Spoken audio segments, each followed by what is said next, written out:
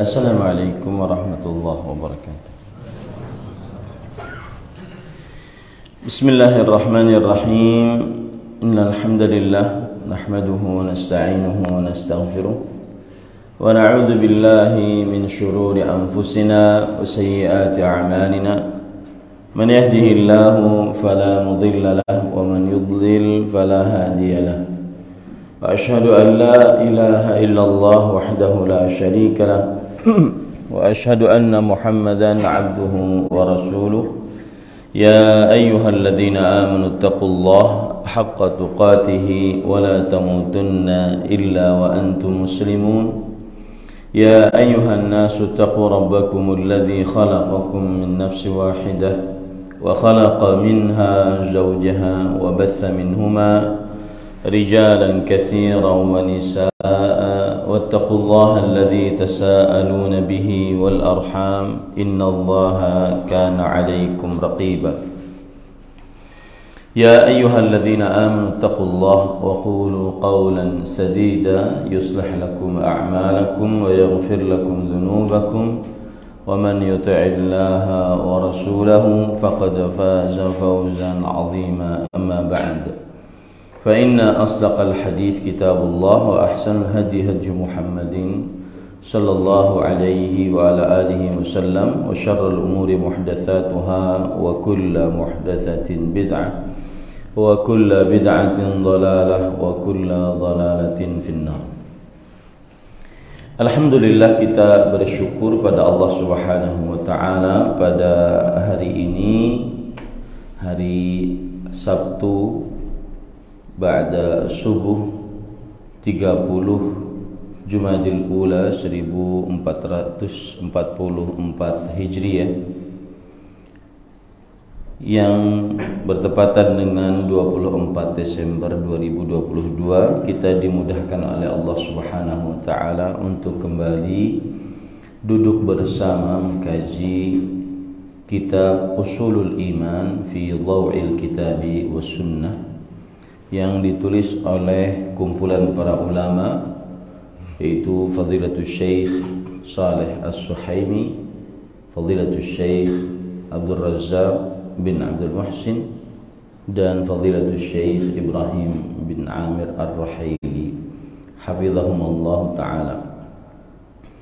Salawat dan salam semoga selalu Allah berikan kepada Nabi kita Muhammad sallallahu alaihi wa alihi wasallam, pada keluarga beliau, para sahabat, serta orang-orang yang mengikuti beliau sampai hari kiamat kelak. Dengan nama-nama Allah yang husna dan sifat-sifatnya yang ulia, kita berdoa, Allahumma inna nas'aluka ilman nafi'an wa rizqan tayyiban wa amalan mutaqabbala, Allahumma amin. Pada pertemuan bulan yang lalu kita sudah sampai kepada al-babul awal, al-imanu billah. Bab yang pertama, yaitu beriman kepada Allah. Dan kita sudah sebutkan bahwasanya beriman kepada Allah Subhanahu wa taala ada 3 bagian. La yaqumul imanu billah illa bihadhil aqsam. Tidak akan sempurna keimanan kepada Allah kecuali dengan 3 bagian ini. Yang pertama, al-iman bitauhidur rububiyah. Beriman bahwa Allah Subhanahu wa taala satu-satunya yang Rabb, mencipta, mengatur, berkuasa. Yang kedua, al-iman bitauhidi al-uluhiyah. Beriman bahwasanya Allah Subhanahu wa taala satu-satunya yang paling berhak diibadahi. Kemudian yang ketiga, al-iman bitauhidil asma was sifat. Beriman bahwasanya Allah satu-satunya yang memiliki nama-nama dan sifat-sifat Allah Subhanahu wa taala. Dan pada pertemuan sebelumnya kita juga sudah bahas tentang al-faslul awal, pasal pertama, tauhidur rububiyah, yang berkaitan dengan mentauhidkan Allah Subhanahu wa taala di dalam zatnya, yaitu Allah Subhanahu wa taala satu-satunya yang Rabb, memiliki penciptaan, pengaturan dan kekuasaan. Kita sudah bahas al-mabhathul awal, pembahasan yang pertama, ma'nahu wa adillatuhu minal kitabi was sunnati wal aqli wal fitrah. Pembahasan yang pertama yaitu tentang tauhid rububiyah. Apa makna tauhid rububiyah? Makna tauhid rububiyah adalah ifradullahi bil af'ali, yaitu meyakini keesaan Allah Subhanahu wa taala di dalam perbuatan-perbuatannya, seperti mencipta, memberi rezeki, memberi nikmat, berkuasa, merubah, memberikan sesuatu, menahan sesuatu, memberi manfaat, menahan mudarat, menghidupkan, mematikan, mengatur, menjadi hakim, menetapkan takdir dan yang lain-lainnya dari perbuatan Allah Subhanahu wa taala. Itulah makna dari beriman kepada tauhid rububiyah. Dan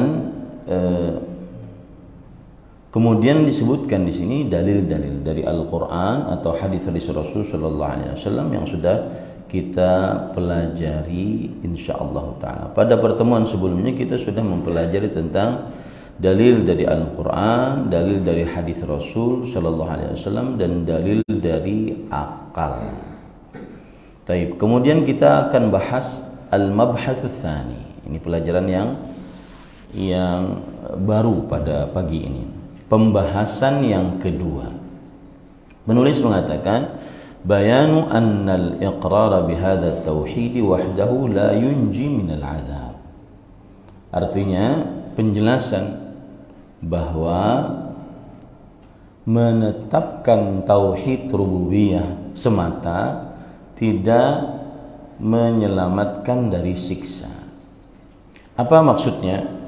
Siapa yang meyakini bahwa Allah satu-satunya yang berbuat di dalam perbuatannya, Allah satu-satunya yang mengatur, mencipta, berkuasa, ini tidak menyelamatkan dia dari siksa neraka. Dalam arti lain, yang meyakini tauhid rububiyah tidak menyelamatkan dia dari siksa Allah, dari nerakanya Allah kelak di hari kiamat. Yang meyakini bahwa Allah Subhanahu wa taala satu-satunya pencipta, pengatur, berkuasa, tidak memasukkannya ke dalam agama Islam. Tidak masukkannya ke dalam agama Islam. Seperti orang-orang kafir Quraisy. Mereka meyakini Allah Subhanahu wa taala mencipta langit dan bumi. Mereka meyakini Allah Subhanahu wa taala mengatur matahari dan bulan. Mereka meyakini bahwa Allah Subhanahu wa taala menurunkan air dari langit. Tetapi apakah itu menyelamatkan mereka dari api neraka? Memasukkan mereka ke dalam agama Islam? Menjadikan mereka tidak diperangi oleh Rasul sallallahu alaihi wasallam? Tidak. Ya. Jadi menetapkan tauhid rububiyah tidak hanya menetapkan tauhid rububiyah semata, tidak menyelamatkannya dari siksa. Karena orang-orang kafir Quraisy pun meyakini seperti itu. Bahkan hampir seluruh manusia meyakini itu. Allah berfirman dalam surat Luqman ayat 25, "Wala in sa'altahum man khalaqas samawati wal arda la yaqulunna Allah." Yang artinya, jika engkau wahai Muhammad sallallahu alaihi wasallam bertanya kepada mereka, siapakah yang menciptakan langit dan bumi, maka mereka akan menjawab Allah Subhanahu wa taala. Begitu juga di dalam surat Al-Ankabut ayat 61, "Wala in sa'altahum man khalaqas samawati wal arda wa sakhkhara asy-syamsa wal qamara la yaqulunna Allah." Dan sesungguhnya jika engkau wahai Muhammad sallallahu alaihi wasallam bertanya kepada mereka, orang-orang kafir Quraisy, siapakah yang menjadikan langit dan bumi dan menundukkan matahari dan bulan? Tentu mereka akan menjawab Allah. Begitu juga disebutkan oleh Allah dalam surat Al-Ankabut ayat 63. Hampir sama ayatnya. Wala in sa'altahum man nazzala minas sama'i ma'an fa ahya bihil arda min ba'di mautiha la yaqulunna Allah. Jika engkau wahai Muhammad sallallahu alaihi wasallam bertanya kepada mereka, siapakah yang menurunkan dari langit air, dengannya ia menumbuhkan bumi setelah matinya, sungguh mereka akan menjawab adalah Allah.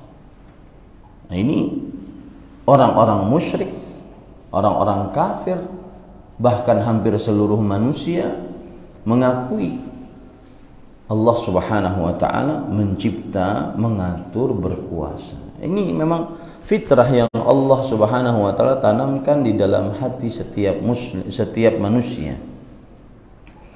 Begitu juga dalam surat Az-Zumar ayat 38, surat Az-Zukhruf ayat 9 dan surat Az-Zukhruf ayat 87.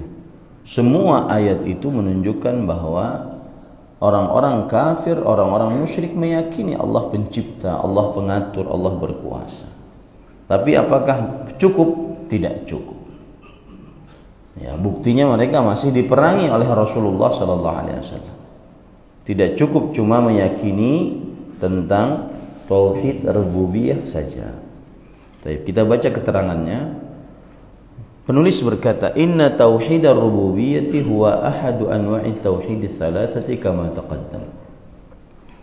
Sesungguhnya tauhid rububiyah, yaitu meyakini Allah Subhanahu wa taala satu-satunya yang Rabb, adalah salah satu macam dari 3 macam tauhid sebagaimana yang sudah disebutkan. Walidha fa innahu la yasihhu imanu ahad wa la yatahaqqaqu tauhidu illa idza wahhada Allah fi rububiyyati. Oleh sebab itulah sesungguhnya tidak sah iman seseorang dan tidak terrealisasi tauhidnya kecuali dengan mentauhidkan Allah Subhanahu wa taala di dalam rububiyahnya, yaitu di dalam perihal perbuatan Allah Subhanahu wa taala, bahwa hanya Allah satu-satunya yang mencipta, mengatur, berkuasa. Lakin, akan tetapi hadzan naw'a min at-tauhid laysa huwa al-ghayah min ba'tsatir rusuli alaihi wassalam. Tetapi tauhid macam ini, itu tauhid rububiyah, bukan tujuan dari pengutusan para rasul alaihi wassalam. Para rasul yang diutus oleh Allah Subhanahu wa taala tujuannya bukan untuk mengajak manusia mentauhidkan Allah secara rububiyah saja. Tidak, bukan tujuan utama. Ya. Wala yunji wahdahu min adzabillah ma lam ya'til 'abdu bilazimihi tauhidul uluhiyah. Nah, ini perhatikan. Dan tauhid rububiyah semata tidak menyelamatkan seorang hamba dari siksa Allah selama hamba tersebut tidak mendatangkan dengan kelaziman dari tauhid uluhiyah. Perhatikan kata-kata kelaziman. Tauhid rububiyah semata tidak menyelamatkan seorang hamba selama tidak mendatangkan kelaziman tauhid rububiyah, yaitu tauhidul uluhiyah. Apa maksudnya? Orang yang meyakini Allah pencipta, pengatur, berkuasa, menghidupkan, mematikan, menurunkan hujan, mengetahui akan hal gaib, ini tidak menyelamatkannya dari siksa api nerakanya Allah SWT, kecuali dengan dia meyakini dan mengamalkan kelaziman dari tauhid rububiyah. yaitu tauhid uluhiyah. Apabila orang meyakini Allah Maha Pencipta, maka dia minta, berdoa, beribadah hanya kepada Allah. Nah, itu maksudnya tauhidur rububiyah, kelazimannya adalah tauhid uluhiyah. Tauhidur rububiyah, siapa yang meyakini Allah Subhanahu wa taala Maha Pencipta, Maha Pengatur, Maha Berkuasa, maka kelazimannya seharusnya dia beribadah hanya kepada Allah, berdoa hanya kepada Allah, karena Allah yang mencipta, mengatur, berkuasa. Kemudian minta ampunan hanya kepada Allah, karena Allah Subhanahu wa taala yang Maha Pencipta, Maha Pengatur, Maha Berkuasa, dan terus seperti itu. Itu maksudnya tauhidur rububiyah saja tidak cukup, tapi harus mengerjakan tauhid uluhiyah sebagai kelaziman dari tauhid rububiyah tadi. Siapa yang meyakini Allah Maha yang menetapkan takdir, maka mintalah kepada Allah takdir yang baik.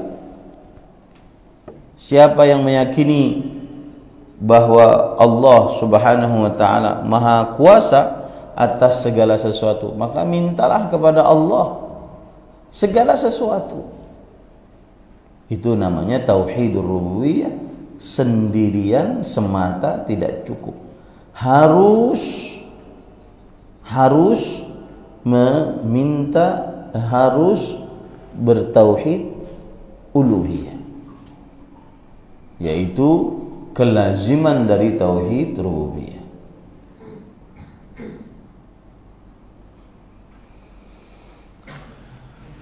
Dalam istilah para ulama mengatakan begini, tauhidur rububiyah yastalzimu tauhidal uluhiyah.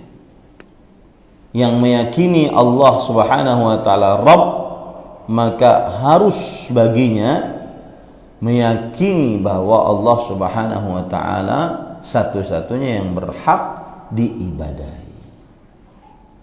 Karena hanya Allah yang Maha Pengatur, Maha Berkuasa, Maha Pencipta. Tiada sekutu bagi Allah Subhanahu wa taala. Nah, bisa dipahami ya? Bisa dipahami ya? Apa kelaziman dari tauhid uluhiyah, tauhid rububiyah? Tauhid rububiyah. Apa maksudnya? Apa maksudnya? Tauhidur rububiyah kelazimannya adalah tauhidul uluhiyah. Apa maksudnya? Nah, orang yang meyakini bahwa Allah berkuasa atas segala sesuatu, maka dia berkonsekuensi.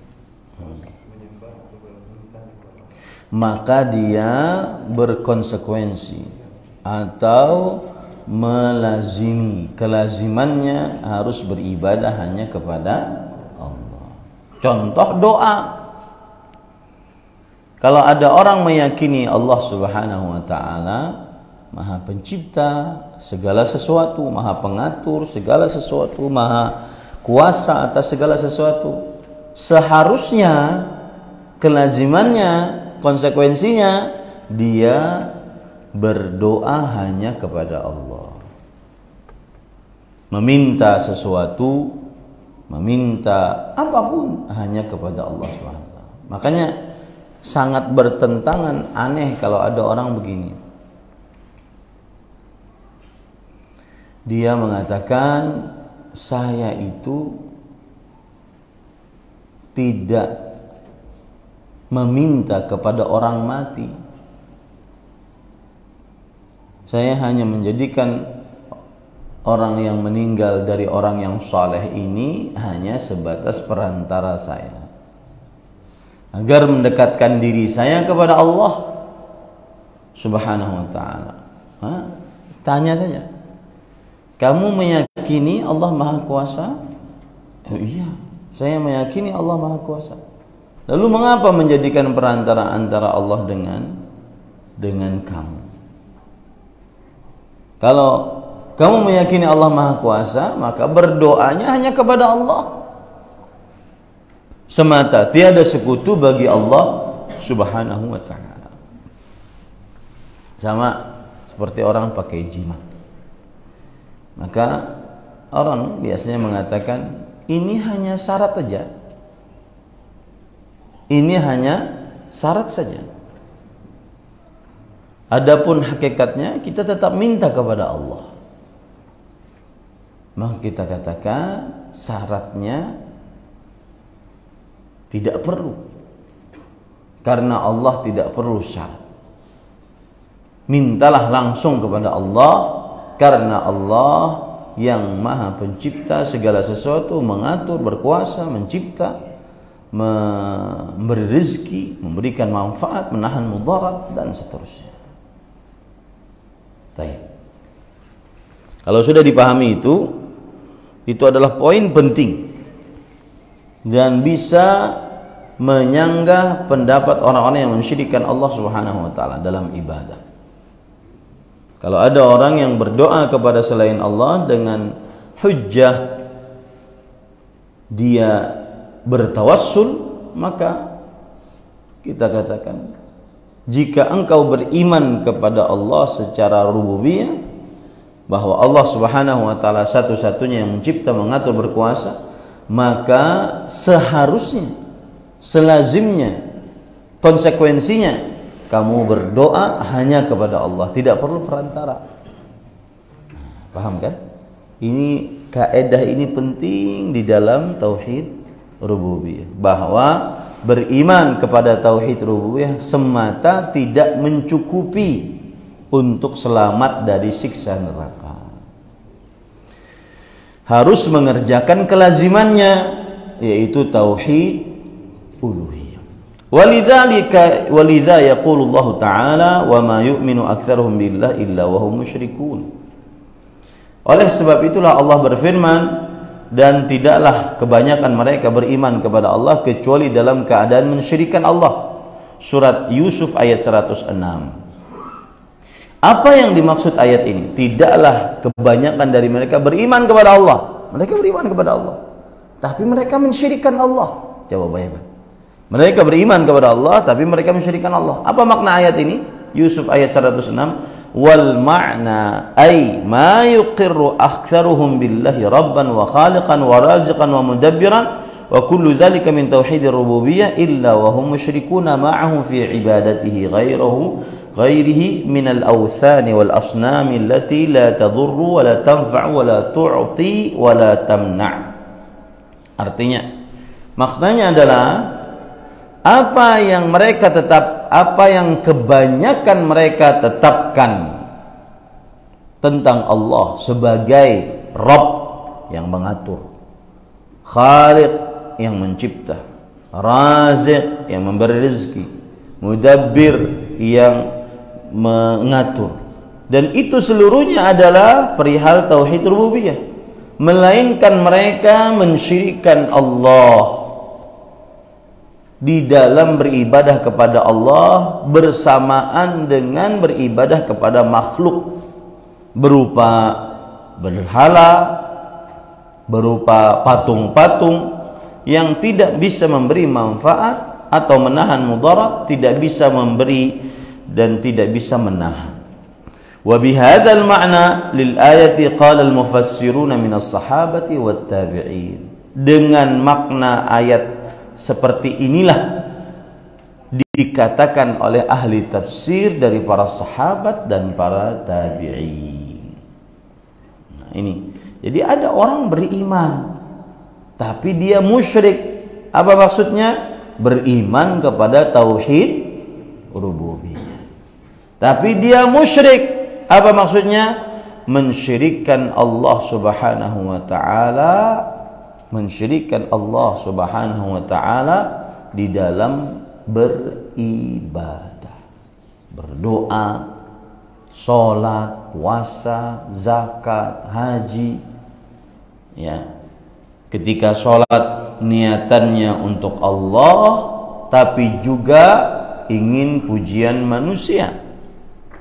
ketika berdoa kepada Allah, tapi juga berdoa kepada orang yang sudah mati. Ini namanya mensyirikkan Allah dalam ibadah, meskipun mereka beriman kepada Allah di dalam apa? Tauhid rububiyah. Nah, itu maksud ayat surat Yusuf ayat 106. Wa ma yu'minu aktsaruhum billahi illa hum musyrikun. Ya, tidaklah kebanyakan mereka beriman kepada Allah kecuali dalam keadaan mensyirikkan Allah Subhanahu wa taala. Mereka meyakini Allah itu Rabb, pencipta, pemberi rezeki, Allah itu mudabbir, pengatur, tetapi mereka mensyirikkan Allah dalam ibadah. Kemudian penulis berkata, qala Ibnu Abbas radhiyallahu anhu. Sekarang penulis membawakan perkataan para salafus saleh sebagai tafsiran dari ayat tadi, surah Yusuf ayat 106. Min imanihim idza qila lahum man khalaqas samaa wa man khalaqal arda wa man khalaqal jibala qalu Allah wa hum musyrikun. Kata Abdullah bin Abbas radhiyallahu anhu, termasuk keimanan mereka adalah jika mereka ditanya, siapa yang mencipta langit, siapa yang mencipta bumi, siapa yang mencipta matahari, maka mereka akan menjawab Allah. Tapi mereka mensyirikkan Allah. Mensyirikkan Allah ini dalam perihal apa? Ibadah. Nah, jadi ada dua ya. Ada namanya perbuatan Allah, yaitu mencipta, mengatur, berkuasa, mengetahui akan gaib, menurunkan hujan, bangkitkan kiamat, menghidupkan, mematikan, memberikan manfaat, menahan mudarat. Itu perbuatan Allah. Ada namanya perbuatan hamba. Apa itu perbuatan hamba? Ibadah, salat, puasa, zakat, haji. Nah, mereka mentauhidkan Allah dalam perbuatan Allah, tetapi mensyirikkan Allah dalam perbuatan hamba. Nah, itu maksudnya.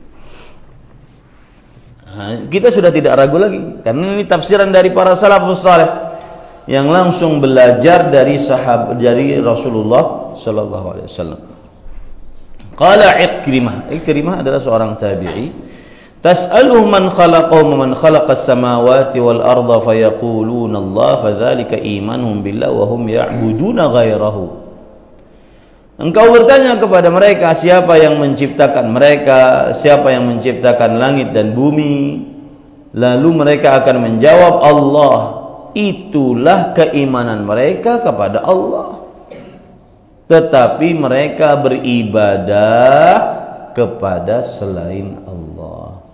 Jadi bedakan antara perbuatan Allah dengan perbuatan hamba. Perbuatan Allah adalah mencipta, mengatur, berkuasa, dan seterusnya. Perbuatan hamba adalah beribadah kepada Allah.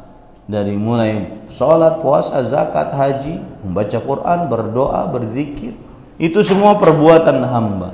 Nah, mereka mentauhidkan Allah dalam perbuatan Allah, tapi mensyirikkan Allah dalam perbuatan hamba. Nah, wa qala Mujahidun imanuhum qauluhum Allahu khaliquna wa yarzuquna wa yumituna fahadha imanun ma'a syirki ibadatihim ghairahu. Imam Mujahid bin Jabr rahimahullah, seorang tabi'i ahli tafsir, beliau berkata, keimanan mereka di sini maksudnya adalah Allah pencipta mereka, pemberi rezeki kepada mereka, mematikan mereka. Maka ini adalah keimanan mereka, disertai dengan perbuatan syirik mereka dalam ibadah kepada selain Allah. Disertai dengan perbuatan syirik mereka beribadah kepada selain Allah. Wa qala Abdurrahman bin Zaid bin Aslam bin Zaid, ini seorang tabi'i juga, laisa ahadun ya'budu ma'allahi ghairahu illa wa huwa yu'minu billah wa ya'rifu anna Allah rabbah wa anna Allah khaliquh wa ya'rifu anna Allah rabbuh wa anna Allah khaliquh wa raziquh wa huwa yushriku bihi. Ala tara kaifa qala Ibrahim qala afara'aytum ma kuntum ta'budun antum wa aba'ukumul aqdamun fa innahum aduwwun li illa rabbal alamin.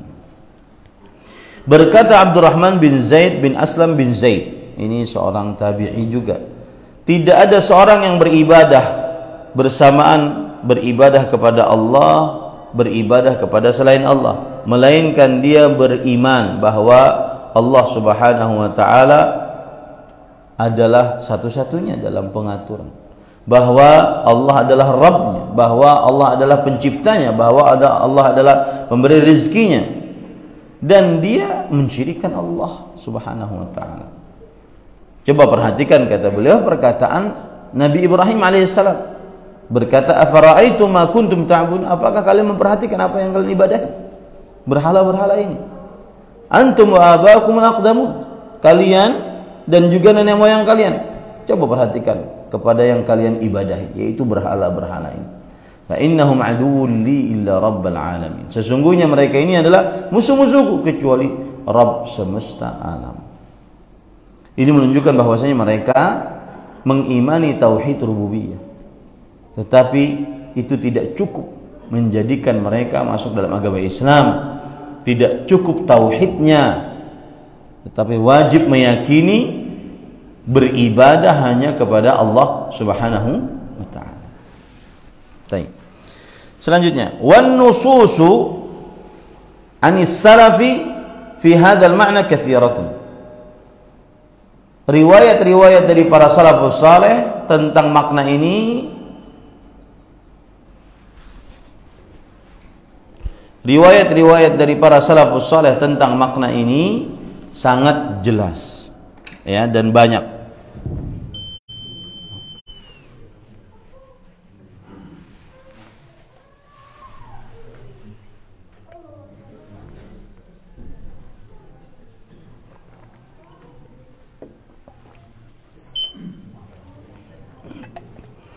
Bal laqad kana al-musyrikuna zaman an-nabi sallallahu alaihi wasallam muqirrina billahi rabban khaliqan raziqan mudabbiran, wa kana syirkuhum bihi min jihati al-ibadah haitsu ittakhadhu al-andab. Mereka menetapkan bahwa Allah adalah pencipta mereka, pemberi rezeki mereka, pengatur mereka. Mereka tetapkan itu. Dan tetapi kesyirikan mereka ibadah, mereka menjadikan sekutu-sekutu, tandingan-tandingan. Mereka berdoa kepada Allah, di samping juga mereka berdoa kepada sekutu-sekutu tersebut. Mereka minta pertolongan dalam keadaan yang sempit, istighatsah kepada Allah.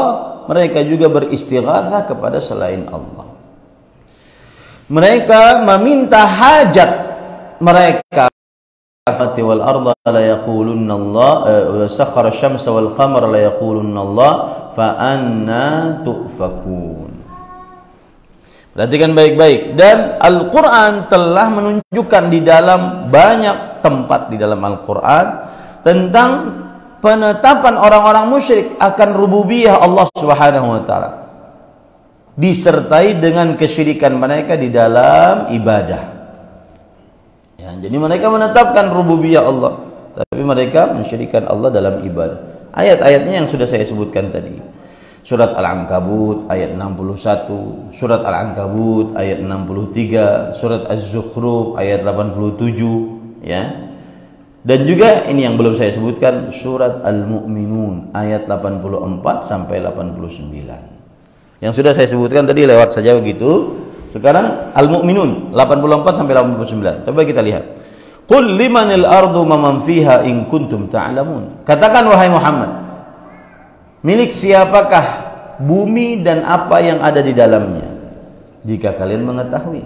Sayaquluna lillah. Mereka akan menjawab, itu milik Allah. Qul afala tadhakkarun. Katakanlah wahai Muhammad, apakah kalian tidak mengingatnya? Qul man rabbus samawati sab'i wa rabbul arsyil azim. Sayaquluna lillah. Katakanlah wahai Muhammad, siapakah Rabb langit dan bumi, Rabb langit yang 7 dan Rabb arsy yang agung? Mereka akan mengucapkan Allah. Afala tattaqun. Maka apakah kalian tidak takut kepada Allah? Qul man biyadihi malakutu kulli syai'. wa huwa yujiru wa la yujaru alaihi in kuntum ta'lamun sayaquluna lillah fa anna tusharun.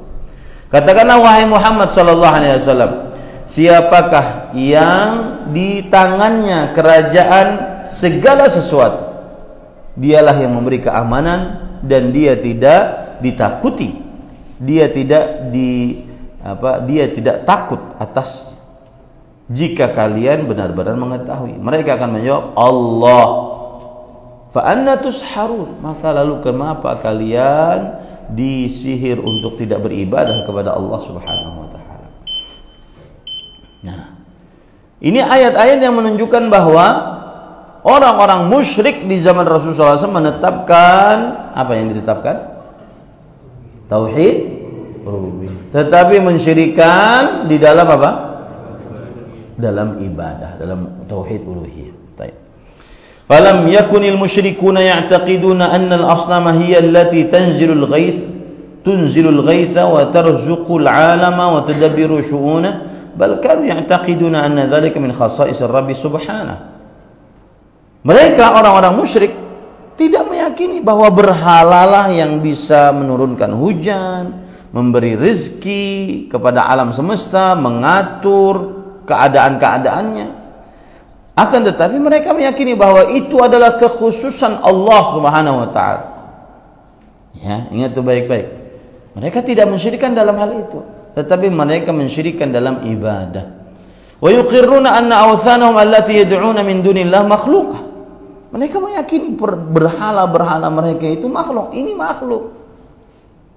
Ini makhluk, kata mereka. La tamliku li anfusiha wala li 'abidiha darran wala naf'an wa istiqtal wala mautan wala hayatan wala nusyuran wala tasma' wala tubsir. Wa yuqirruna anna Allah wal mutafarridu bidzalika la syarikalah. Mereka meyakini bahwa berhala-berhala mereka yang mereka berdoa kepada selain Allah ini adalah makhluk. Tidak memiliki untuk diri makhluk, untuk diri berhala ini ataupun untuk penyembahnya manfaat atau mudarat secara tersendiri. Mereka meyakini itu. Ini berhala tidak bisa memberi manfaat kepada saya, tidak bisa memberi mudarat kepada saya. Mereka meyakini itu secara tersendiri. Ya, tidak memiliki kehidupan atau pematian, penghidupan-pematian ataupun pembangkitan. Mereka meyakini bahwa berhala ini tidak mendengar, tidak melihat. Mereka meyakini itu. Mereka meyakini bahwa Allah Subhanahu wa taala satu-satunya yang satu-satunya dengan hal itu tidak ada sekutu bagi Allah. Satu-satunya dengan hal penciptaan, pengaturan, kekuasaan tidak ada sekutu bagi Allah Subhanahu wa taala. Laisa ilaihim wala ila awthanihim syai'un min dzalik. Mereka tidak memiliki kekuasaan akan hal itu. Juga berhala-berhala mereka tidak memiliki kekuasaan apapun akan hal itu. Mereka meyakini itu. Wa annahu subhanahu al-khaliq wa ma 'adahu makhluq. Bahwa Allah adalah al-khaliq, selain Allah makhluk. War-rabb wa ma 'adahu marbub. Dan Allah adalah Rabb, dan selain Allah adalah yang marbub, yang dipelihara. Ghaira annahum ja'alu lahu min khalqihi syuraka'a wa wasa'ita. Nah, cuma mereka ini menjadikan antara mereka dengan Allah perantara. Antara mereka dengan Allah sekutu bagi Allah Subhanahu wa ta'ala. Yashfa'una lahum biza'mihim indallah wa yuqirrunahum ilaihi zulfa. Mereka menganggap sekutu berhala-berhala ini memberi rekomendasi untuk mereka di hadapan Allah, mendekatkan mereka kepada Allah. Ya, nah, ini para ikhwan. Jadi salah kalau ada orang meyakini tuh yang beribadah kepada orang-orang yang sudah mati, mereka meyakini bahwa orang yang sudah mati itu mendengar, mencipta, berkuasa. Tidak, mereka tidak meyakini itu. Mereka meyakini orang yang sudah mati ini bisa apa tadi? Memberi rekomendasi, kedekatan kepada Allah. Adapun orang yang sudah mati dia. Tidak bisa mencipta, mengatur, berkuasa, tidak bisa. Nah, itu orang-orang musyrik zaman dahulu. Zaman sekarang lebih parah. Mereka meyakini orang mati ini bisa mencipta, mendengar, mencipta, mengatur, berkuasa. Nah, itu parahnya orang musyrik di zaman sekarang. Ya, makanya kan ada ngomong dengan orang yang sudah mati, ngobrol gitu. Ya, minta sesuatu. Ya. Karena mereka meyakini bahwa yang sudah mati bukan hanya sekedar pemberi rekomendasi, tetapi juga sudah memiliki rububiyah. Nah, ini kan lebih parah. Ya. Walidza qala Allah Ta'ala walladzina ittakhadhu min dunihi awliya ma na'buduhum illa liyuqarribuna ila Allahi zulfa. Oleh sebab inilah Allah berfirman, dan orang-orang yang menjadikan selain Allah Subhanahu wa taala sebagai penolong, mereka berkata, kami tidak beribadah kepada penolong-penolong ini, sekutu-sekutu ini, tetapi mereka mendekatkan kami kepada Allah sedekat-dekatnya. Jadi gambarannya itu, ini hamba, ini Allah, ini ada perantara. Mereka minta kepada perantara agar perantaranya menyampaikan kepada Allah. Nah, seperti itu gambarnya, perantara. Sedangkan orang-orang yang bertauhid tidak perlu perantara dalam perihal berdoa, langsung berdoa kepada Allah Subhanahu wa taala. Nah, nanti ada retorikanya. Makanya doa kada dikabul-kabulakan karena kada pakai perantara. Ya sih. Nah, gitu jawabnya. Ya. Padahal orang yang berdoa bagaimanapun pasti dikabulkan oleh Allah. Dikabulkan langsung, dikabulkan di akhirat, dikabulkan dengan cara diganti pilihannya sesuai dengan yang cocok baginya. Ay liyashfa'u lahum 'inda Allah fi nasrihim wa rizqihim wa ma yanubuhum min amri dunya. Maksudnya adalah perantara-perantara tersebut memberi rekomendasi untuk mereka di sisi Allah di dalam pertolongan terhadap mereka, pemberian rezeki kepada mereka, dan apa saja yang mereka perlukan dari perkara-perkara dunia. Wa ma'a hadza al-iqrari al-'ami min al-musyrikin lillahi birrububiyyah illa annahum lan yudkhiluhum fil Islam. Dan meskipun mereka orang-orang musyrik menetapkan untuk Allah memiliki rububiyah, tetapi ini tidak memasukkan mereka ke dalam agama Islam. Bal hukmullahi fihim bi annahum musyrikuna kafirun. Tetapi hukum Allah terhadap orang-orang seperti ini, mereka adalah orang-orang musyrik, mereka adalah orang-orang kafir.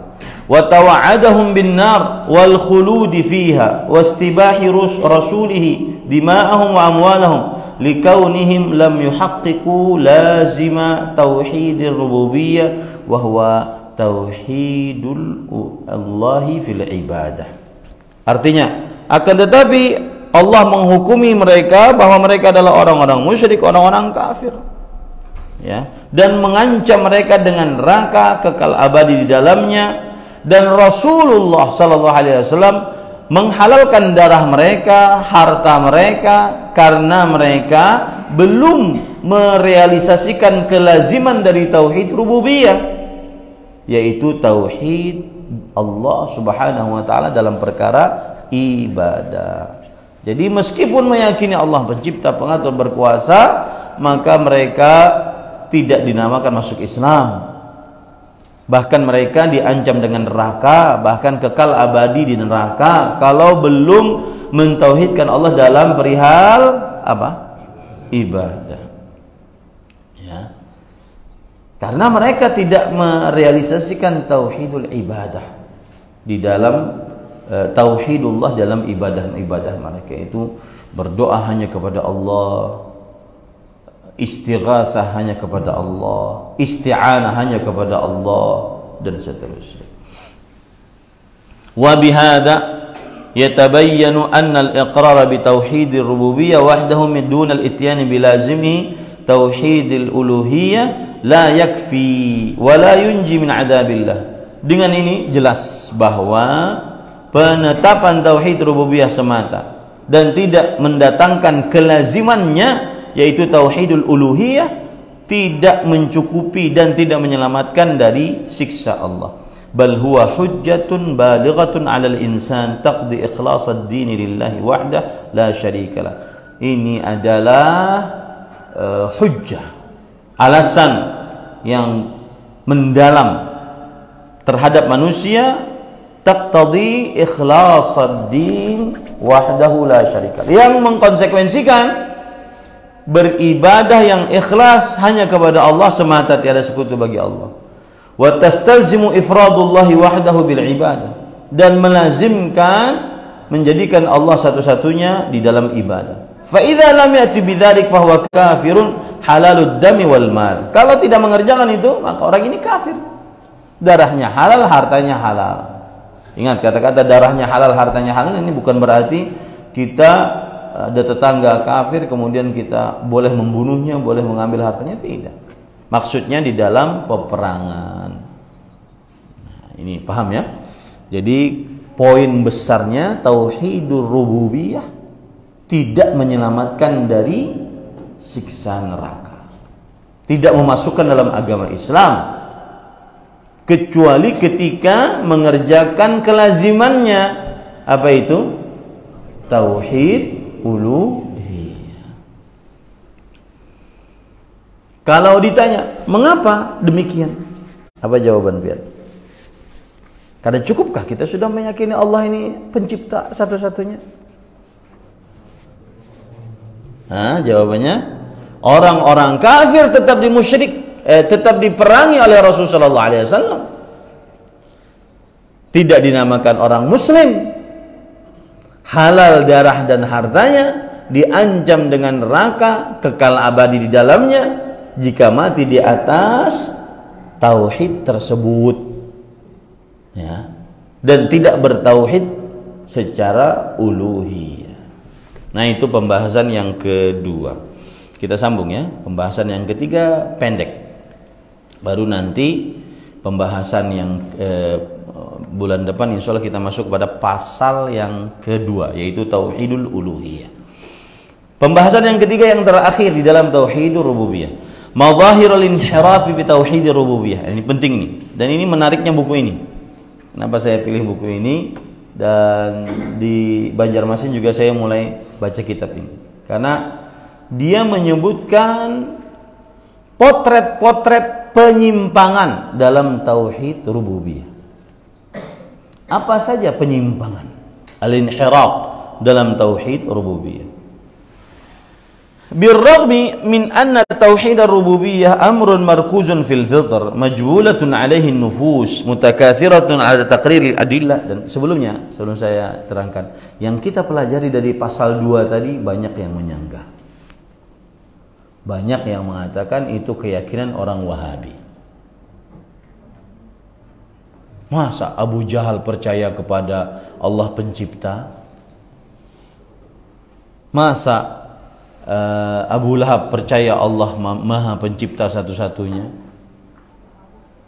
Mereka mensyirikkan Allah walaupun dalam perkara rububiyah. Itu keyakinan mereka. Jadi mereka tetap mereka menyalahkan keyakinan yang tadi, pasal kedua tadi. Itu keyakinan orang-orang Wahabi. Abu Jahal bertauhid rububiyah. Tapi biarkan saja, itu syubhat. Kita sudah punya dalil. Paham para ikhwah? Dalilnya apa tadi? Di antaranya Al-Ankabut, surat Luqman ayat 25. Siapakah yang menciptakan langit dan bumi? Maka mereka akan menjawab, Allah. Yang bertanya Nabi Muhammad, yang ditanyai siapa? Orang musyrik. Nah, ayatnya jelas sekali. Jadi kalau ada seperti itu, sudah biarkan saja, itu syubhat mereka. Saya punya dalil dari Al-Quran dan hadis. Begitu cara beragama. Jangan mudah terombang-ambing. Ya. Padahal istilah orang Wahabi juga kita nggak paham, daftarnya juga nggak pernah, ya, dan seterusnya. Baik, lanjut.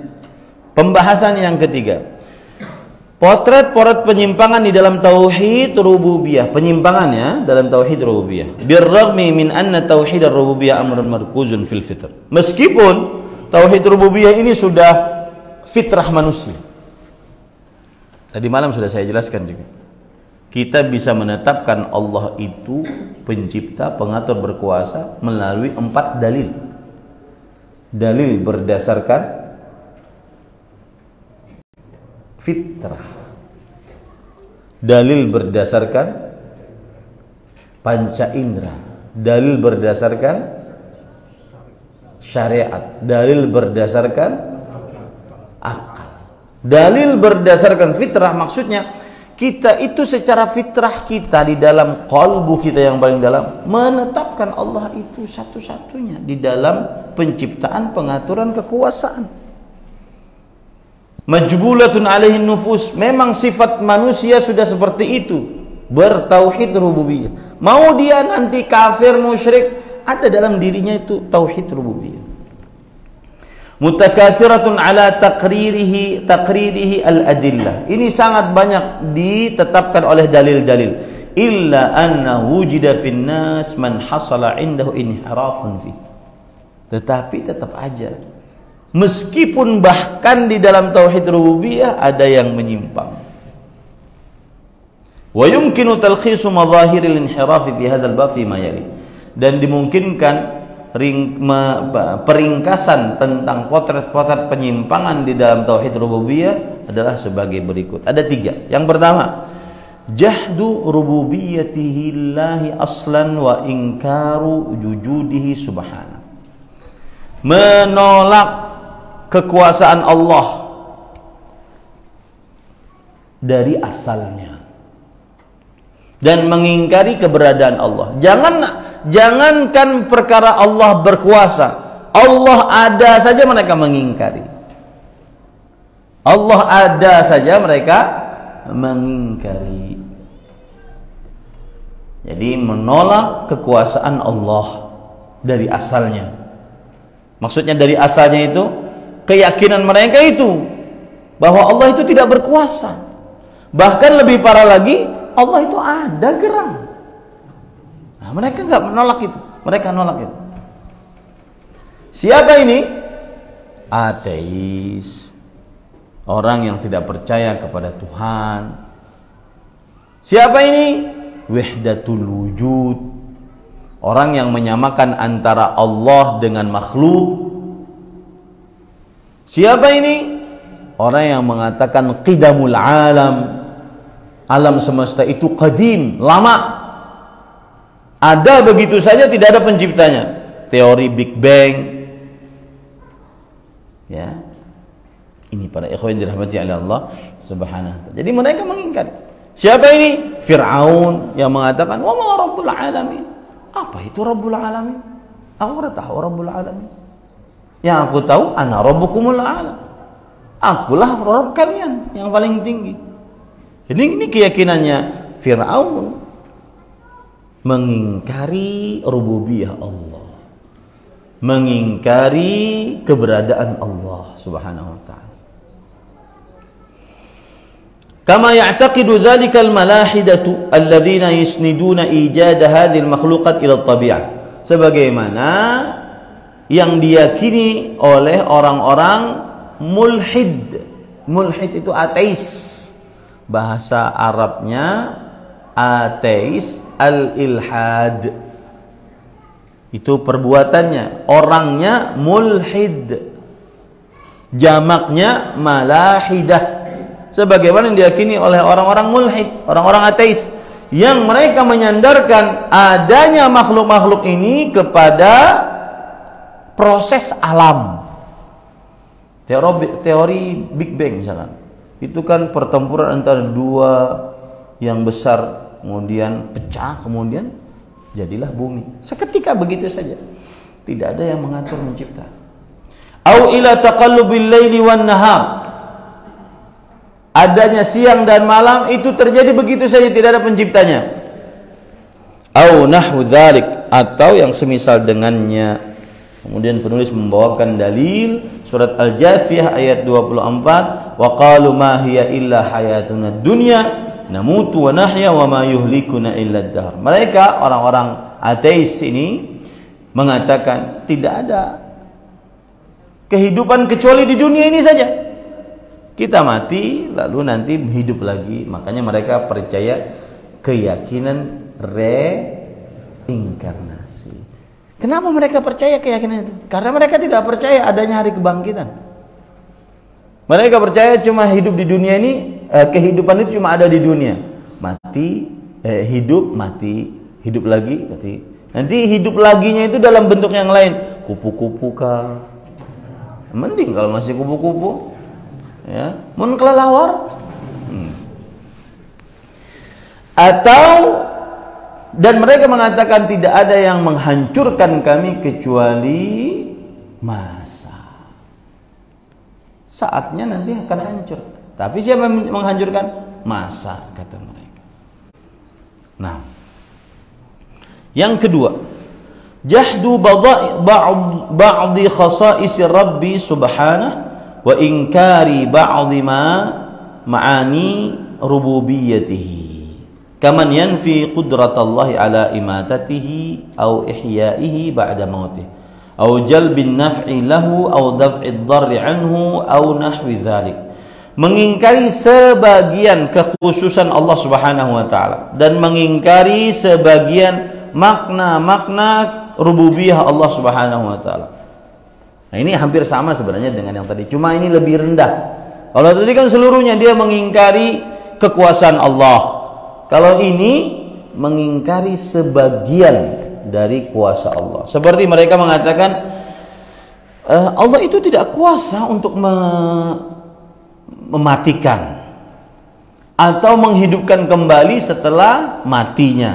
Allah nggak kuasa. Kata mereka begitu. Ya, maka mereka menolak akan hari kebangkitan karena mana mungkin Allah Subhanahu wa taala menghidupkan kembali orang sudah mati. Iya, betul Allah itu pencipta, pengatur. Tetapi Allah tidak mungkin menghidupkan yang sudah mati. Jadi mereka mengingkari sebagian kekuasaan Allah.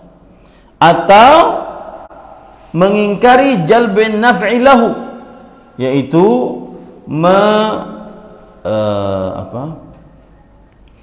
memberikan manfaat untuknya atau menahan mudarat atasnya atau yang semisalnya. Allah itu tidak bisa memberi manfaat, tidak bisa menahan mudarat, kata mereka. Nah, ini yang kedua, penyimpangan terhadap tauhid rububiyah. Yang ketiga, yang terakhir, i'ta'u syai'in min khasa'isir rububiyah li ghairillahi subhanahu. Memberikan sesuatu dari kekhususan rububiyah Allah kepada selain Allah. Faman i'taqada wujuda mutasarrifin ma'allahi azza wa jalla fi ayyi syai'in min tadbiril kaun min ijadin aw i'damin aw ihya'in aw imata aw jalbi khair aw daf'i syarr aw ghairi dzalika min ma'ani ar-rububiyyah fa huwa musyrikun billahil azim. Barang siapa yang meyakini adanya yang mengatur bersamaan dengan Allah Azza wa Jalla di dalam apapun dari pengaturan alam semesta berupa pengadaan, penghilangan, penghidupan, pematian, ataupun pemberian manfaat atau menahan mudarat atau yang lainnya dari makna-makna rububiyah, maka ini adalah musyrik kepada Allah Subhanahu wa taala. Seperti siapa? Orang Nasrani, Yahudi, Majusi, orang Qadariyah, mereka seperti itu. Orang Nasrani meyakini bahwa Yesus memiliki kekuasaan sebagaimana kekuasaan Allah, memiliki rububiyah sebagaimana rububiyah Allah Subhanahu wa taala. Orang Yahudi juga seperti itu. Uzair memiliki kekuasaan sebagaimana kekuasaan Allah, memiliki pemberian manfaat, menahan mudarat sebagaimana Allah Subhanahu wa taala. Orang-orang musyrik Arab Quraisy, mereka meyakini itu. Ada pohon namanya Dzatu Anwat yang bisa memberikan berkah sebagaimana Allah bisa memberikan berkah. Orang Majusi meyakini ada dua Tuhan, Tuhan baik, Tuhan buruk, Tuhan gelap, Tuhan cahaya. Nah, ini ada semacam keyakinan bahwa Allah mempunyai sekutu di dalam rububiyah. Ya. Contoh yang lain lagi, orang Qadariyah. Nah, coba siapa yang bisa menjelaskan? Kenapa orang Qadariyah termasuk? Kan Rasulullah SAW bersabda, Al-Qadariyah itu majusu hadhil ummah. Orang-orang Qadariyah adalah orang majusi umat ini. Nah, siapa yang bisa menjelaskan? Apa maksud hadis ini?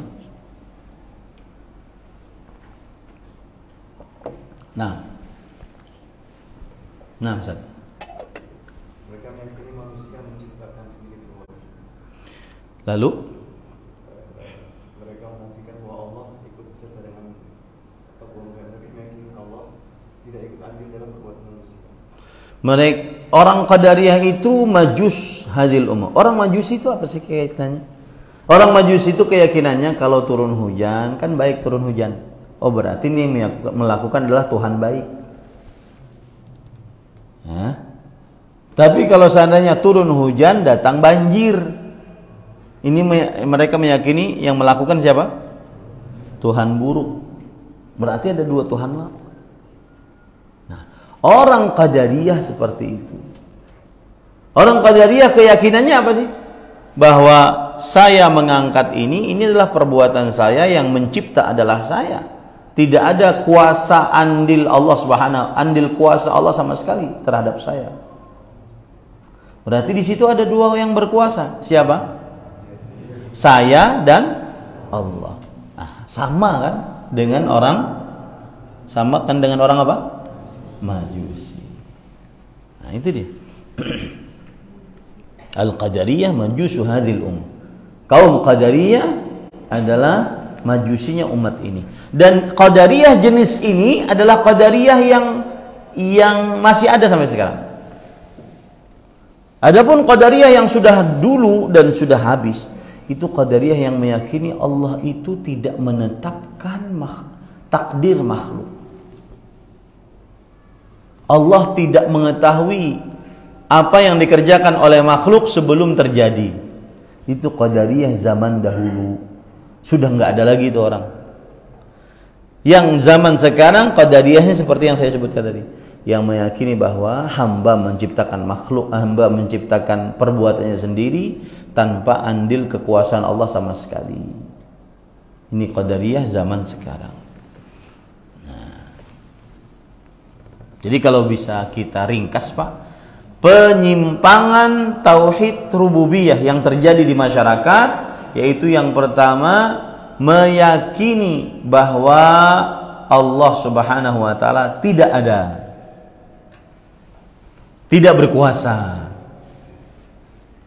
yang disebut kalau dalam bahasa akidah oleh para ulama syirku ta'til, mensyirikkan Allah dengan cara meniadakan Allah.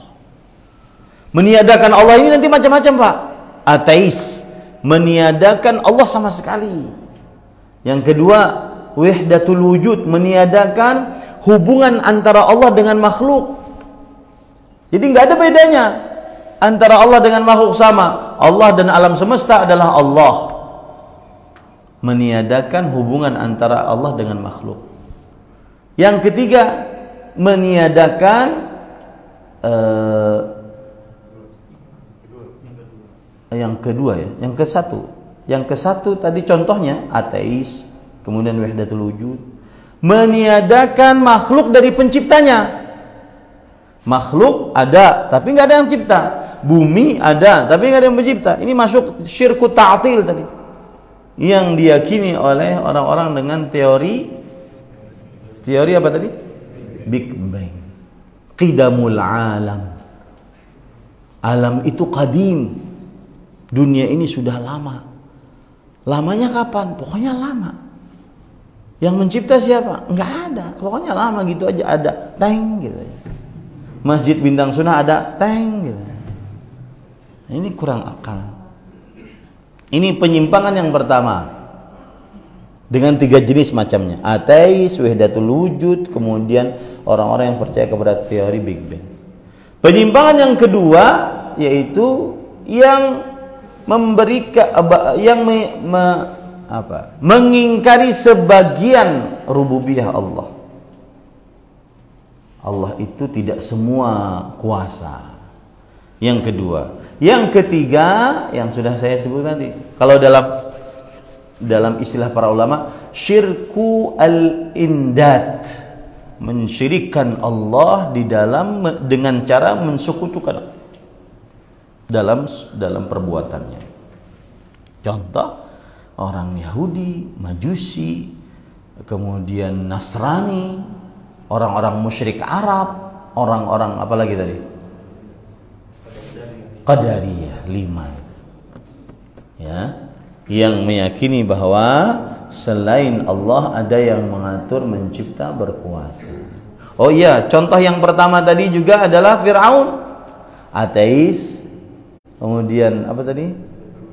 Wahdatul wujud, kemudian qidamul alam, termasuk di dalamnya siapa? Fir'aun. Itu bapaknya ateis tuh Fir'aun. Ya, seperti itu. Alhamdulillah selesai tentang tauhid rububiyah. Insyaallah taala kita lanjutkan pasal yang kedua pada bulan depan kalau Allah masih menghidupkan kita di dalam ketaatan. Itu juga ada tiga pembahasan. Ya. Ada 4 malahan. Panjang. Kalau tauhidul ibadah, tauhid uluhiyah, karena dia apa? Dia adalah puncak tauhid. Dia yang membedakan antara kita umat Islam, umat Nabi Muhammad SAW dengan orang-orang musyrik kafir. Makanya dia pembahasannya panjang. Ada beberapa bab, ada beberapa pembahasan. Ya, sabar saja. Semoga yang disampaikan bermanfaat. Saya nggak tahu apakah ini ada terjemahannya atau tidak. Coba dicek ya. Adakah yang jualan? Kalau seadanya yang jualan, lebih baik diadakan di masjid ini. Caranya panitia atau pengurus masjid beli buku, kemudian agar tidak hilang diletakkan di sini. Kalau pas lagi pengajian baru buka sama-sama. Ya. Saya nggak tahu, sepertinya sudah diterjemahkan. Karena beberapa ustadz juga sudah mulai bahas buku ini. Dan yang menarik dari buku ini adalah penulis buku ini 3 orang semuanya ahli akidah, profesor dalam bidang akidah, dan guru besar semuanya di Masjid Nabawi. Jadi Syekh Saleh As-Suhaimi, Syekh Abdul Razak bin Abdul Muhsin, Syekh Ibrahim bin Amir Ar-Ruhaili, seluruhnya profesor. Kalau tidak salah 2 profesor, 1 doktor dalam bidang akidah, dan seluruhnya adalah guru besar di Masjid Nabawi. Jadi setiap kata-katanya itu penting untuk dibahas. Meyakini dukun tahu hal gaib sampai meninggal dunia, apakah itu termasuk tanda su'ul khatimah? Maka jawabannya, su'ul khatimah itu apa sih? Mati dalam keadaan buruk. Akhir hidupnya ditutup dengan hal yang buruk. Dan hal yang paling terburuk dalam kehidupan manusia adalah berakidah yang menyimpang. Dan akidah yang paling menyimpang adalah melakukan kesyirikan. Dan mengetahui akan hal gaib ini penyimpangan di dalam tauhid apa? Tauhid uluhiyah atau rububiyah? Rububiyah. Karena dia kekuasaan, mengetahui akan hal gaib. Innallaha 'indahu ilmus sa'ah wa yunazzilul ghaits wa ya'lamu fil arham wa ma tadri nafsun ma taksibu ghadan wa ma tadri nafsun bi ayyi ardin tamut. Sesungguhnya Allah Subhanahu wa taala di sisinya ilmu gaib dan ilmu pengetahuan yang menurunkan hujan, dan ilmu hari kiamat. Dan seseorang tidak mengetahui kapan dia mati, seseorang tidak mengetahui apa yang dia perbuat besok hari. Ini menunjukkan bahwa ilmu gaib berkaitan dengan rububiyah Allah Subhanahu wa taala. Nah, kalau mati dalam keadaan percaya kepada dukun, tukang ramal dan belum bertobat, dikhawatirkan mati dalam keadaan su'ul khatimah. Ini saya menghukumi perbuatannya ya, bukan orangnya. Orangnya siapa yang mengetahui nasibnya? Allah. Perbuatannya begitu. Kalau ada orang berbuat kesyirikan, di antaranya meyakini ramalan tukang dukun dan tidak bertobat sebelum mati, maka dia mati di atas akidah yang buruk. Mati di atas akidah yang buruk adalah su'ul khatimah. Perbuatan itu su'ul khatimah, orangnya Allah yang lebih tahu. Ya, orangnya Allah yang lebih tahu. Allahu a'lam. Bagaimana sikap kita terhadap istri kita yang nusuz, sudah kelewat batas dan istri meminta cerai? Apakah yang harus saya sikapi? Ceraikan, cari yang lain. Apa ngalihnya? Apalagi disebut nusuz. Nusuz itu apa artinya? Tidak taat kepada suami. Ceraikan, cari yang lain. Perawan umur 18 tahun banyak. Ya. Apa susahnya? Kalau bagi laki-laki mudah hal itu. Yang susah itu bagi perempuan. Perempuan memiliki suami yang tidak becus jadi suami. Akidahnya buruk, ibadahnya buruk, tidak ngasih nafkah. Ini yang kadang-kadang kesalahan para perempuan. Saya kasus terakhir yang saya dapati, ada orang bertanya 20 tahun enggak dikasih nafkah, enggak dikasih nafkah lahir dan batin. Lalu saya langsung berkata kepada ibu tersebut, ini saya bingung Bu mau menjawab. Ini suami yang zalim atau ibunya yang nggak punya akal? Kok mau 20 tahun dizalimi? Ya, kalau laki-laki ente nusyus nggak taat, sudah cerai. Ngapain dipendam-pendam? Ya, seperti kejadian di zaman Rasul Sallallahu Alaihi Wasallam, ada seorang perempuan, istri Thabit bin Qais bin Syammas, minta cerai kepada Rasulullah, minta cerai kepada suaminya. Suaminya nggak mau menceraikan. Kemudian sang istri dinasihati oleh Rasulullah SAW agar tidak bercerai. Kemudian sang istri bertanya, apakah ini perintah atau nasihat? Kata Rasulullah SAW, nasihat. Kalau begitu saya tetap minta cerai. Habis itu diceraikan. Apa sebabnya coba? Sang istri tidak kuat melihat wajah suaminya. Berarti suaminya kada bungas. Itu intinya. Lah, kalau seandainya istri sudah tidak mau, ya sudah cerai. Masih banyak yang lain.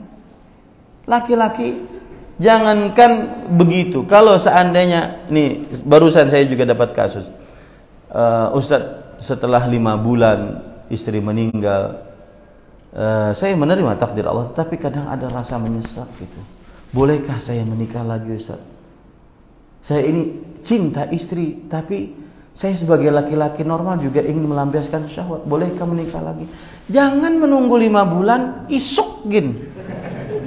Wah ini bini mati, isuk hendak kawin lagi, boleh. Ya, tidak perlu nunggu 5 bulan kelawasan.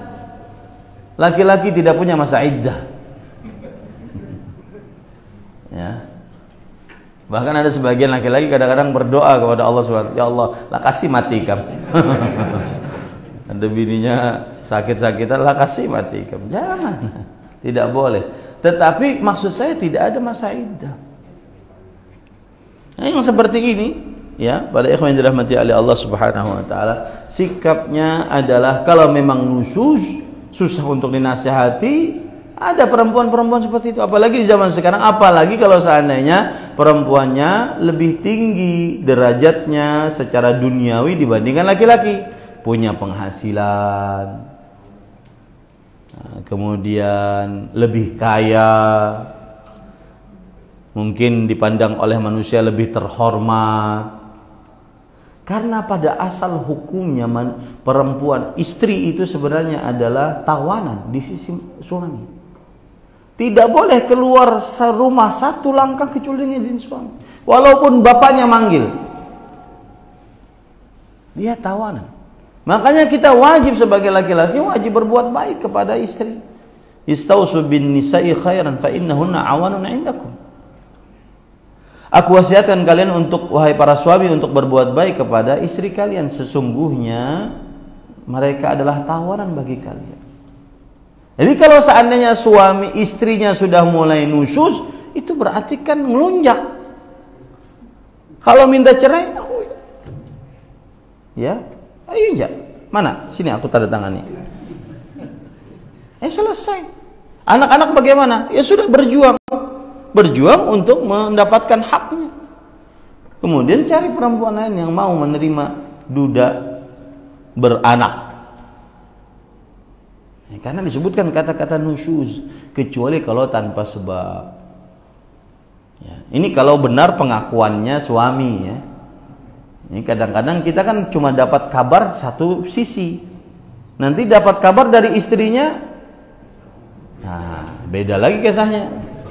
Nah, tapi kan saya menjawab sesuai dengan pertanyaannya.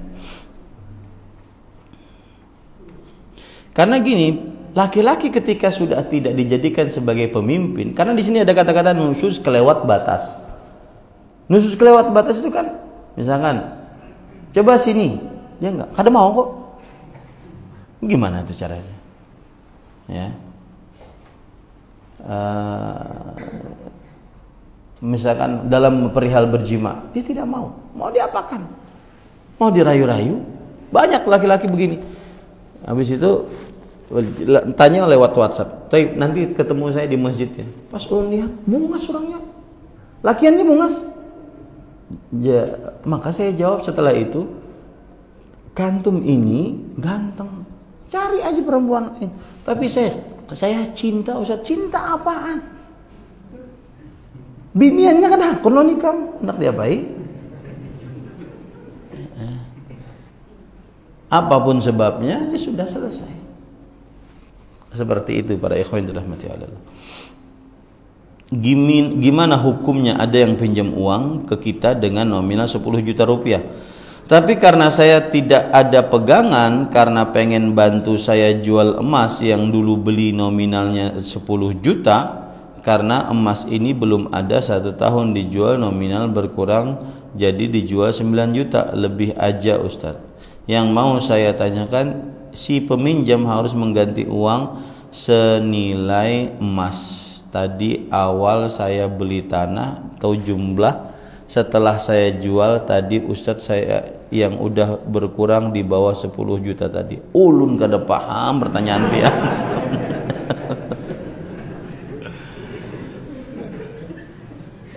Kada paham pertanyaan dia itu.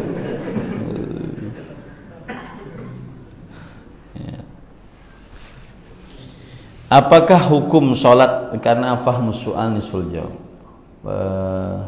memahami pertanyaan itu setengah dari jawaban.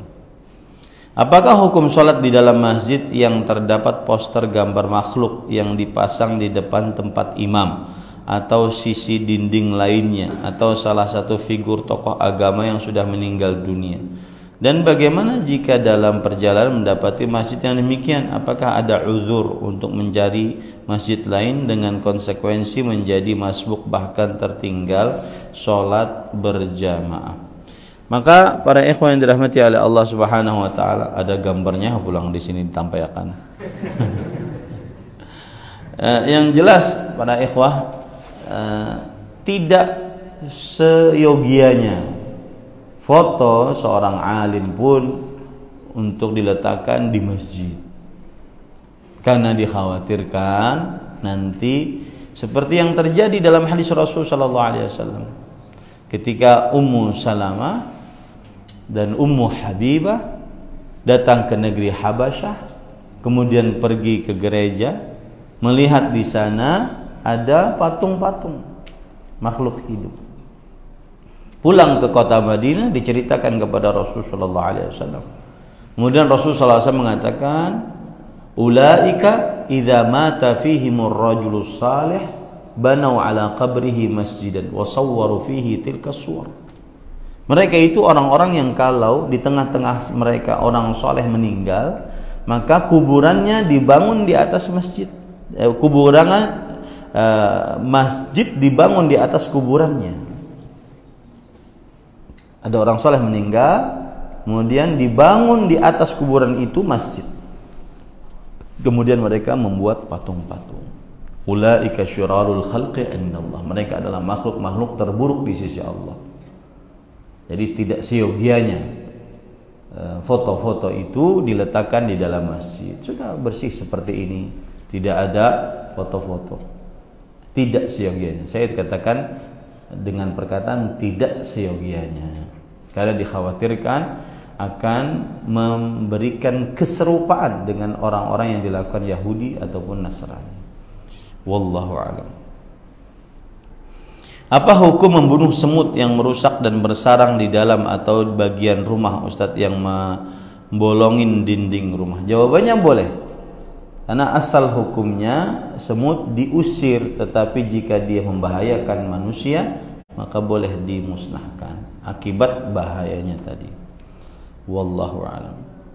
Orang yang meyakini bahwa ada pencipta selain Allah, maka dia kafir tanpa diberi uzur karena hal ini bertentangan dengan fitrah yang ada pada hamba. Apakah orang yang beribadah doa kepada selain Allah dengan maksud sebagai perantara antara dia dengan Allah langsung juga divonis kafir?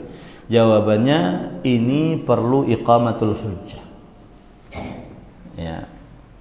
Karena tidak semua faham. Dan ini masuk ke dalam kaidah al-jahlu idza tsabat kana uzran. Kebodohan jika ada maka dia menjadi uzur. Misalkan nih, ada orang berdoa, ya Allah, ya wahai wali fulan, aghithni. Berikan aku pertolongan dalam keadaan yang sempit. Ya Rasulullah, adrikni. Wahai Rasulullah, tolong aku. Nah, kita tanya dulu, apa maksudnya? Kalau seandainya dia berdoa kepada wali fulan tersebut dengan maksud itu adalah berdoa kepada Allah, ucapan dia itu hanya sebatas untuk menginginkan agar wali ini menyampaikan hajatnya kepada Allah, maka pada saat itu kita ajari iqamatul hujjah, bahwa berdoa hanya kepada Allah Subhanahu wa ta'ala. Nah, doa adalah ibadah, dan ibadah tidak boleh diberikan kecuali hanya kepada Allah Subhanahu wa ta'ala. Tidak boleh diberikan kecuali hanya kepada Allah Subhanahu wa ta'ala. Dan kebanyakan mereka tidak seperti itu juga. Kebanyakannya adalah, ya Allah, jadi mintanya kepada Allah, aku bertawasal dengan orang saleh yang engkau cintai agar hajatku dikabulkan. Jadi mintanya kepada Allah.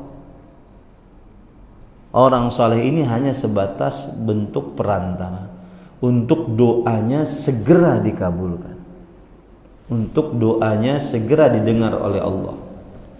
Nah, ini lebih condong kepada perbuatan bid'ah, ya, tidak lebih condong kepada perbuatan kesyirikan. Menurut sebagian pendapat, sebagian yang lain mengatakan itu adalah kesyirikan. Bisa dipahami ini. Jadi harus iqamatul hujjah dulu. Wallahu a'lam. Sebagian orang berdalil tentang wajibnya bertawasul dengan surat Al-Maidah ayat 35. Ini menarik, kita bahas ya. Allah Subhanahu wa taala berfirman, "Walladzina tad'una min dunihi yabtaguna ila rabbihimul wasilah ayyuhum aqrab wa yarjuna rahmatah." Allah Subhanahu wa taala berfirman di dalam surah Al-Maidah ayat 35. Saya bacakan ayatnya. Ya ayyuhalladzina amanu taqullah wabtaghu ilaihil wasilah wajahidu fi sabilihi la'allakum tuflihun. Hai orang-orang yang beriman, bertakwalah kepada Allah dan carilah jalan yang mendekatkan diri kepadanya. Carilah jalan yang mendekatkan diri kepadanya. Lihat sekarang.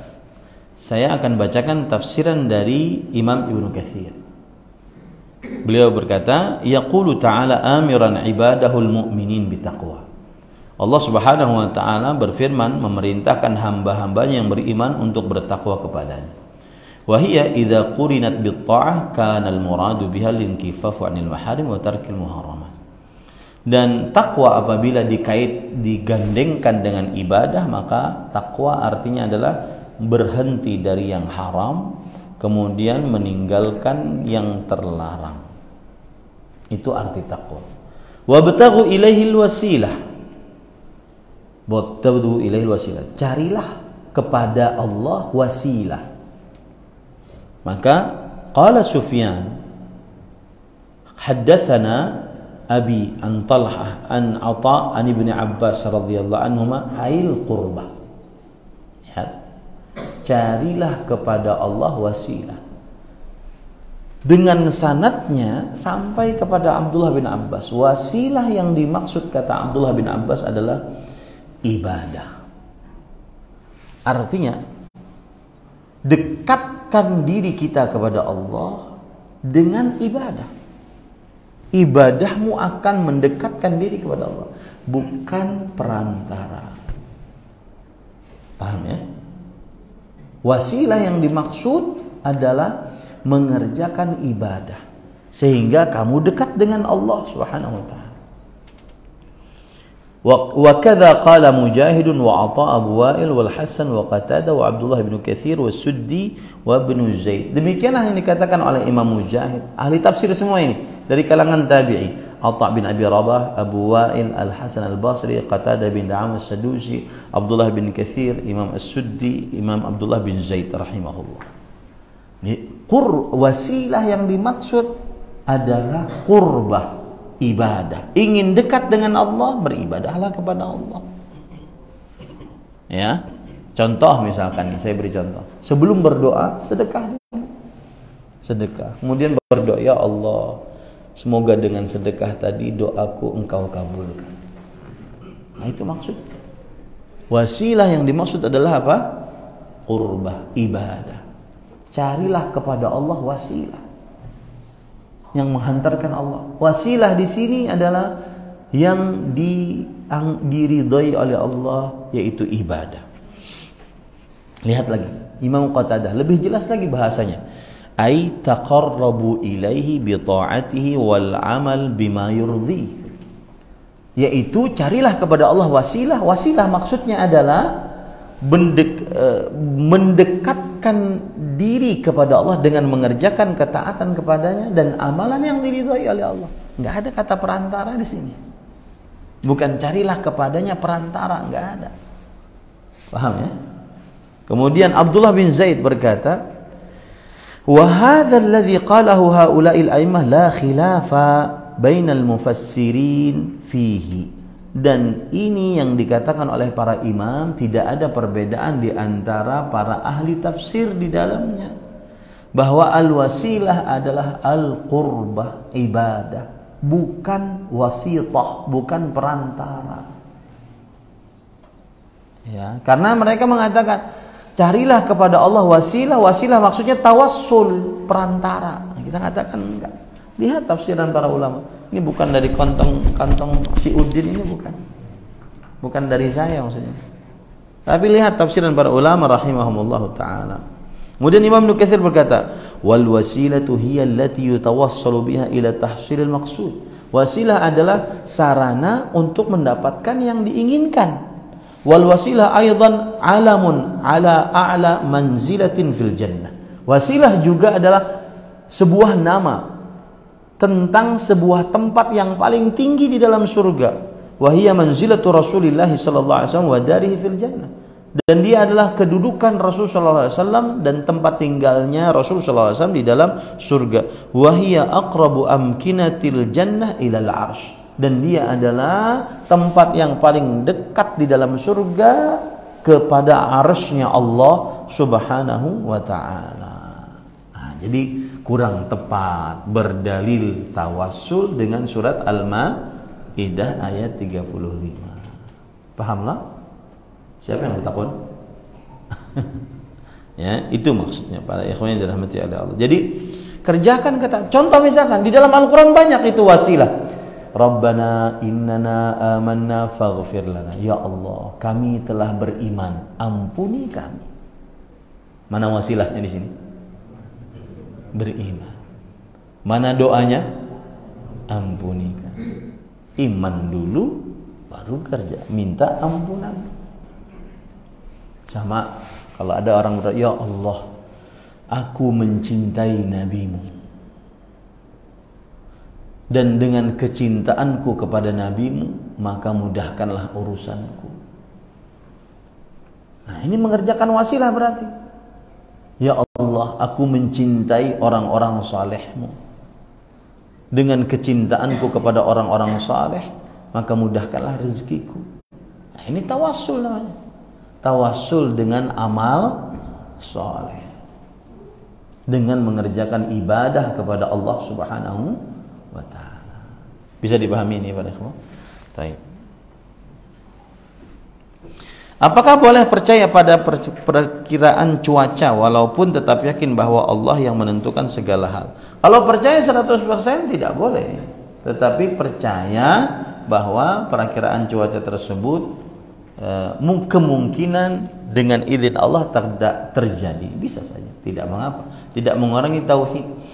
Karena gini, Allah menciptakan, khalaqallahu nujuma li thalath. Allah menciptakan bintang-bintang itu untuk 3 poin, 3 manfaatnya. Pertama, alamatin yuhtada biha, tanda-tanda yang dengannya kamu bisa mengetahui arah. Kemudian rujuman lisyayatin, kemudian untuk melempar setan-setan. Ya. Nah, tanda-tanda di sini disebut dengan ilmu taisir, yaitu ilmu untuk memudahkan menentukan arah, menentukan cuaca dan semisalnya. Dan penentuan cuaca itu bukan hal gaib, tapi karena sudah terbukti kalau angin ke barat daya akan seperti ini, karena seringnya dilakukan pembuktian akan terjadi seperti ini, maka itu bukan perkara hal gaib, tetapi sesuai dengan ilmu yang sudah dipelajari sekian lama. Nah, tetapi harus percaya kepadanya 100% tidak. Kita ucapkan insya Allah seperti itu. Wallahu a'lam. Ini kira-kira yang bisa saya sampaikan. Kita cukupkan dengan kafaratul majlis. Subhanakallahumma wa bihamdika asyhadu an la ilaha illa anta astaghfiruka wa atubu ilaik. Wa sallallahu nabiyana Muhammad walhamdulillahi rabbil alamin. Wassalamu alaikum warahmatullahi wabarakatuh.